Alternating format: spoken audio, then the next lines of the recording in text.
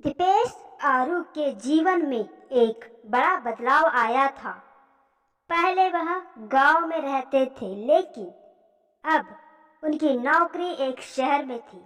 उनके माता पिता ने उनकी शादी एक सुंदर और समझदार लड़की से कर दी, जो खुद भी नौकरी करती थी।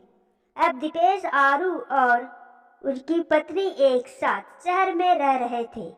कुछ सालों बाद दीपेश आरू के पिताजी का निधन हो गया। अब उनकी माँ एकांकी हो गई। फिर कुछ समय बाद दीपेश आरू ने अपनी माँ को शहर ले आया। शहर में आकर दीपेश आरू की माँ को अच्छा नहीं लगता था, लेकिन एक माँ की प्राथमिकता हमेशा अपने बेटे की खुशी थी। दिन रात वह दीपेश आरू को उनकी पत्नी को समझाने की कोशिश करती रहती थी लेकिन उन्होंने चुपचाप सब सुना लिया। एक दिन दीपेश आरू की पत्नी को जल्दी ऑफिस जाना था, इसलिए वह जल्दी से घर छोड़कर चली गई। फिर दीपेश आरू भी जल्दी से ऑफिस पहुंचा। कुछ समय बाद उनकी माँ ने देखा कि उनके बेटे ने अपना खाना घर पर भूल गया है।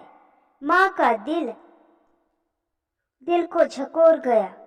माँ ने बिना देर किए फटाफट ऑफिस पहुंचकर उनके पास कुर्सी पर बैठ गई, क्योंकि कंपनी में बाहर जाने की अनुमति नहीं थी। बेटे को परेशान नहीं करने के लिए माँ ने फोन नहीं किया, बल्कि मैसेज किया। लेकिन दीपेश आरू अपने काम में बिजी थे और मैसेज पर ध्यान नहीं दिया। माँ ने बाहर इंतजार करते हुए कई घंटे बिता दी और दीपेश का कोई जवाब नहीं आया। माँ की चिंता बढ़ गई। फिर दीपेश आरू ने गुस्से में उसे डांटते हुए कह दिया कि उसका यह शहर गांव नहीं है और उसकी माँ को मनमानी नहीं करनी चाहिए।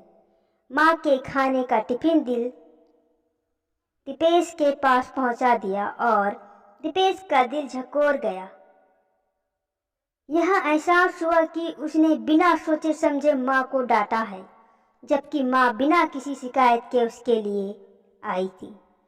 दिल झकोर होने के बाद वह अपने किए पर आचरण पर पछतावा करते हुए अपनी माँ के लिए बेहतर तरीके से देखभाल करने लगे।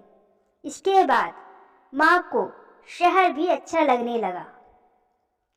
दिल को छू लेने वाली छोटी सी कहानी से हमें सीख मिलती है कि जो बच्चों आप बड़े होकर माँ और पिता का सम्मान और आदर करता है, उसके घर में शांति होती है। माँ को खुश रखना साक्षात भगवान को खुश रखने के बराबर है।